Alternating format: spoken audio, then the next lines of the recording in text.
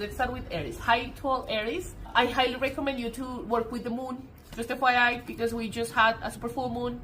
And even though the moon was on Monday, we will still have, energy because it's a portal that just opened in your sign. So work with the super full moon. You can work with your inner strength. Your card in tarot is the Emperor. This is divine masculine energy. He's a leader. He's someone who strategizes to achieve his goals. So try to be in that mindset, okay? But let's talk about this. You got the Death card. This makes me think about a Mexican archetype that talks about death, which is called la Santa Muerte. So if you're a Mexican, hi, just saying, this can talk about a spiritual death. Maybe you or someone you're connecting with is going through a spiritual death. Remember that as an example. To come into a sacred union, ego-based patterns or fear-based patterns need to die.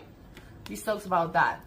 This can talk about maybe letting go of things as well, Remember that your new life or the new life you're building sometimes will cost us our previous life. This is the Seven of Pentacles. This is for you guys too, for Aries. This can talk about harvest. Do you see her here just harvesting the pentacles?